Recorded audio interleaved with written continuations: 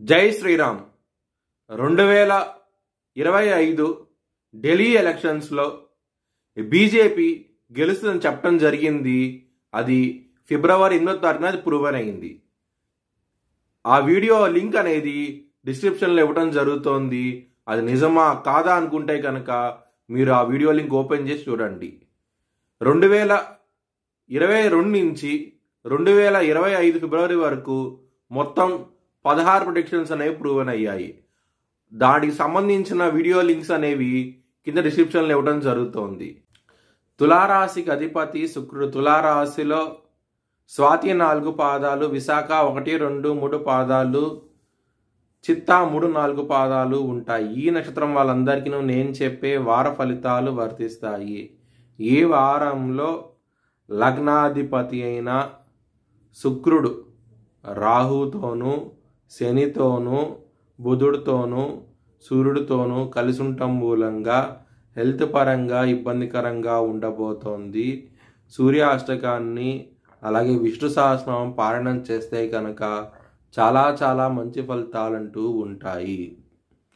సప్తమాధిపతి అయిన కుజుడు దశమ స్థానంలో నీచబడి ఉన్నారు. దాని మూలంగా మ్యారేజ్ పరంగా, కుటుంబ పరంగా, ధనపరంగా ఇబ్బందులు అనేవి ఎక్కువగా ఉంటాయి. కొంచెం జాగ్రత్తగా ఉండండి. వారం స్టార్టింగ్లో కుజుడితోనూ అలాగే చంద్రుడితోనూ కలిసి ఉండటం మూలంగా నీచ భంగ రాజయోగం అంటూ జరగబోతోంది. దాని మూలంగా మంచి ఫలితాలంటూ ఉంటాయి. కానీ ఎప్పుడైతే చంద్రుడు సింహరాశికి వెళ్తారో దాని మూలంగా కొంచెం ఇబ్బంది పడే అవకాశం ఎక్కువగాను. ఎందుకంటే కుజుడు నిజపడ్డాడు కాబట్టి దానికోసమై మీరు సుబ్రహ్మణ్యాష్టకాన్ని చదివితే కనుక చాలా చాలా మంచి ఫలితాలంటూ ఉంటాయి. ఎవరైనా సరే జాబ్ చేంజ్ అవ్వాలనుకుంటే కనుక ఈ వారం అనేది అస్సలు అనుకూలించడం లేదు. మీకు ఇబ్బంది పడే అవకాశాలే ఎక్కువగా ఉన్నాయి.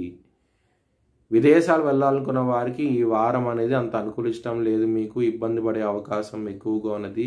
బిజినెస్లో పెట్టుబడి అనేది తగ్గించి పెట్టుకోండి. ఇబ్బందికరంగా ఉండబోతోంది.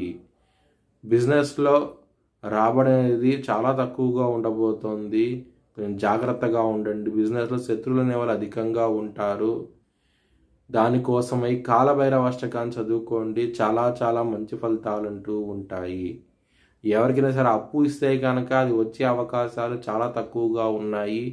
ముఖ్యంగా కుటుంబ వ్యక్తులకి అస్సలు ధనం అంటూ ఇవ్వకండి. ఇబ్బంది పడే అవకాశమే ఎక్కువగా ఉన్నది. మీ భవిష్యత్ వివరాల కోసమై HLN జ్యోతిష్యాలయాన్ని సంప్రదించండి.